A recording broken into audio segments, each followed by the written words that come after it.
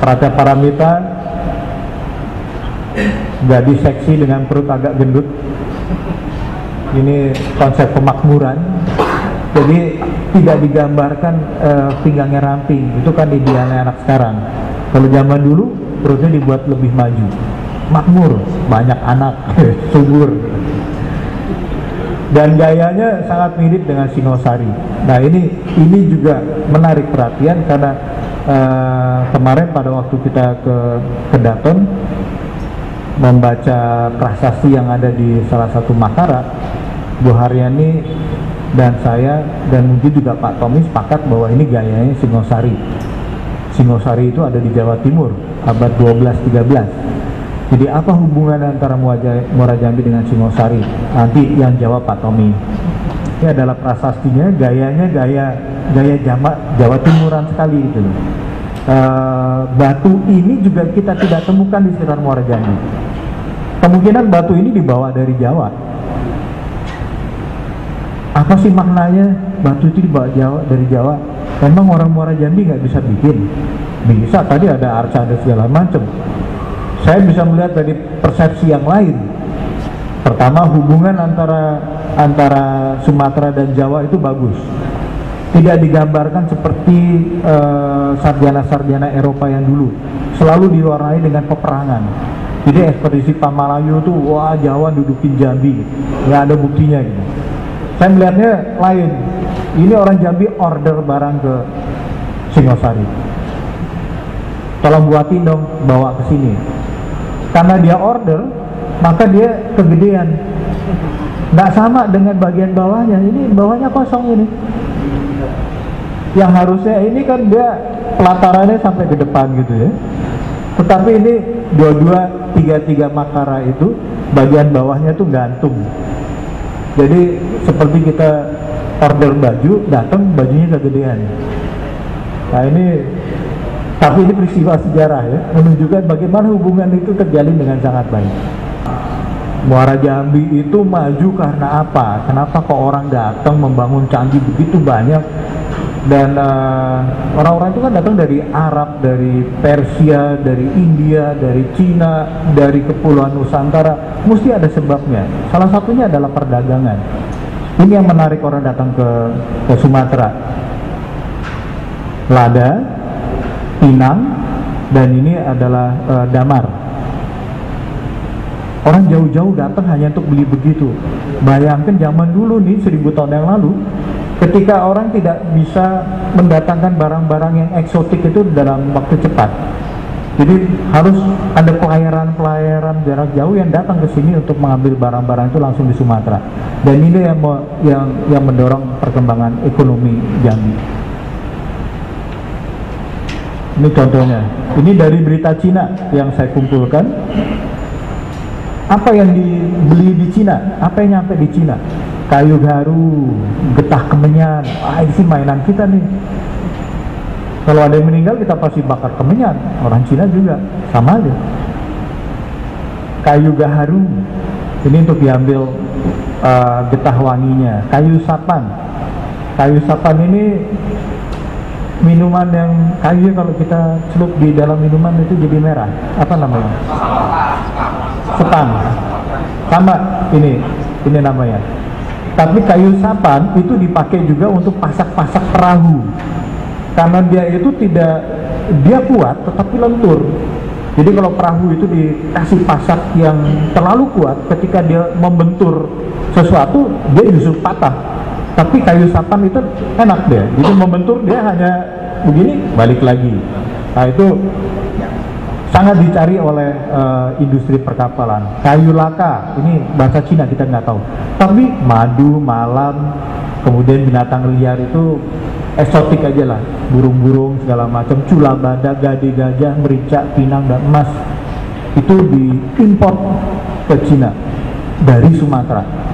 Kalau Sumatera itu pada zamannya adalah Muara Jambi, kemudian ada daerah di utara di Sumatera Utara juga mengimpor yang sama, maka kita bisa lihat bagaimana perdagangan pada waktu itu sudah sangat maju.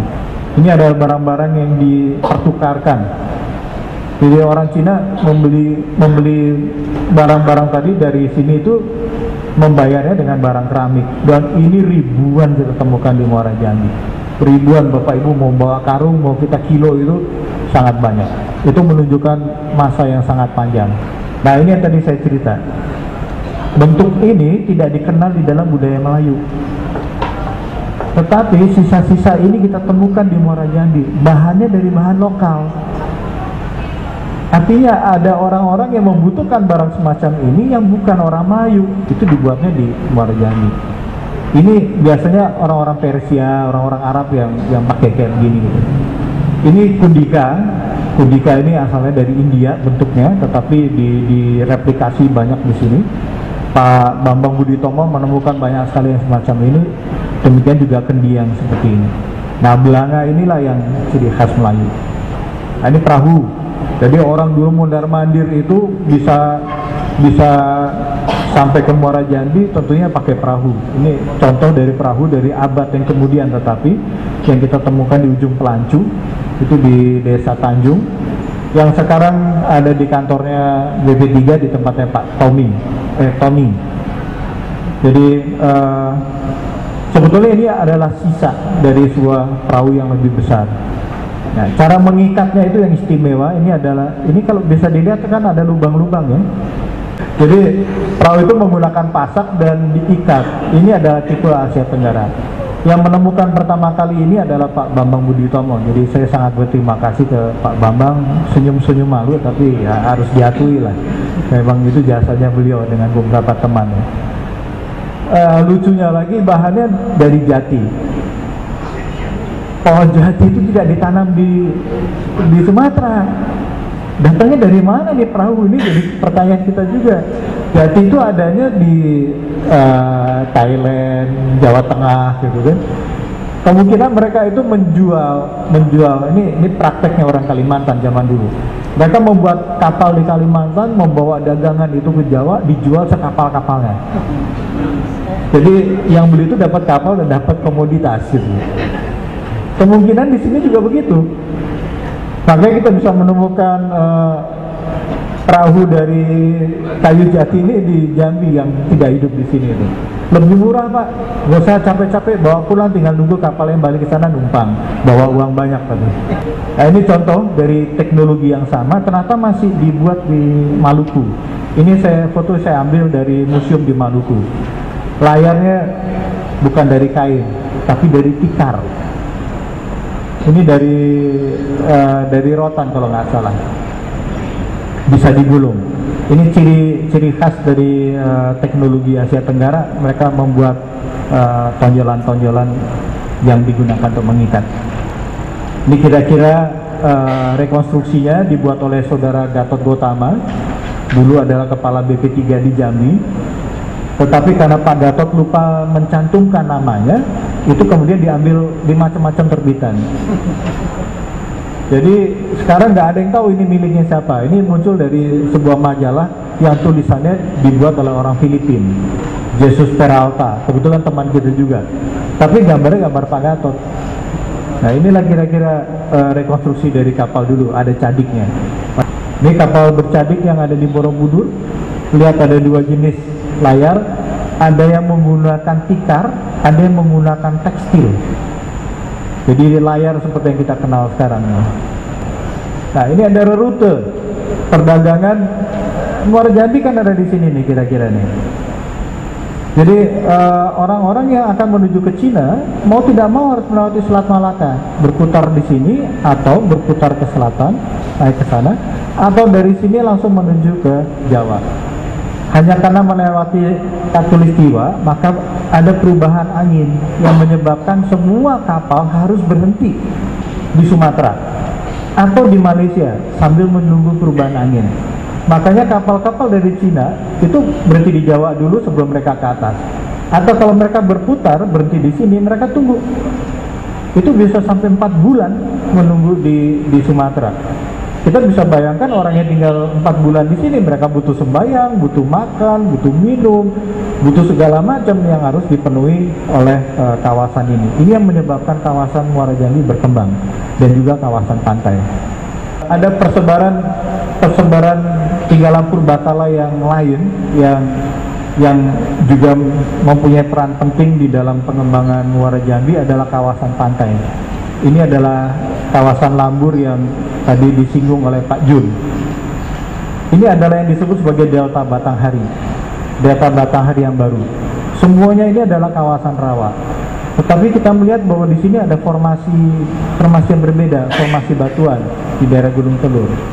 Jadi sebetulnya kawasan ini masih satu urat dengan Bangka, Belitung, mana lagi Pak? Di mana ada batu andesit ya, yang keluar gitu. Daerah-daerah itu adalah daerah penghasil timah. Jangan-jangan di sini juga ada timah gitu. Tapi kita bisa lihat bahwa dulu ketika ini belum menjadi daratan, ada pulau-pulau di sekitar kawasan ini, dan pulau-pulau itu adalah sebagai pedoman pelayar untuk masuk ke Muara Jambi atau ke daerah Jambi. Mereka tinggal lihat puncak-puncak ini. Jadi puncak Bukit Telur yang kita lihat sekarang ada di tengah-tengah pedalaman, dulunya adalah navigasinya perahu untuk masuk ke dalam kawasan Jambi. Ini udah persebarannya ada 3 yang besar. Muara Jambi di sini adalah Desa Tanjung itu. Ini adalah kawasan pantai. Jadi ketiga-tiganya ini mempunyai hubungan. Bapak dan Ibu lihat bagaimana banyaknya tinggalan di kawasan ini.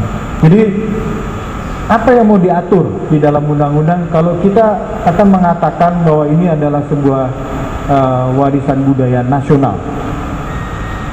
Sebelum kita bisa mengusulkan itu menjadi World Heritage, negara yang mempunyai warisan itu harus mencantumkan itu sebagai warisan budaya nasional. Kalau tidak, UNESCO nggak mau tahu. Kenapa kamu mengusulkan ini menjadi warisan dunia, sedangkan kamu sendiri belum mencatatkan itu sebagai warisan nasional? Ini yang digunakan untuk sebagai kriteria atau sebagai syarat untuk menetapkan sebuah kawasan menjadi warisan nasional. Sifatnya bukan kumulatif, tetapi alternatif. Satu saja itu sudah bisa menjadi warisan budaya nasional, tetapi dengan kajian yang kuat. Padahal B, D, sama E itu bisa kita gunakan sebagai alasan untuk mengangkat Muara Jambi sebagai warisan budaya nasional. Nah, ini PR kita Pak Didi. Nah, ini penutup dari saya gitu. Jadi kenapa saya berbicara panjang lebar tentang Muara Jambi dan kenapa saya mengkaitkan itu dengan undang-undang? Karena di balik itu semua ada permasalahan ini, hak-hak budaya dan hak berkebudayaan generasi muda di masa depan. Apa yang ada sekarang sebetulnya adalah titipan generasi yang akan datang. Jangan rusak dong yang sekarang. Kalau enggak, saya nggak tahu lagi saya siapa gitu. Karena itu selalu berkaitan dengan masalah identitas. Itu perlu dijaga supaya ada pengetahuan yang ditransfer kepada generasi muda. Kalau situs ini sampai rusak, situs ini sampai hancur, maka kesalahan itu adanya pada kita. Kalau sampai nanti anak-anak muda kita tidak mengerti kekayaan bangsanya sendiri, itu terjadinya dari sekarang. Jadi ini adalah pesan saya terakhir. Kita harus kasih tunjuk bagaimana kemudian kita berevolusi dari yang sederhana menjadi yang kompleks seperti sekarang. Terima kasih. Wassalamualaikum warahmatullahi wabarakatuh.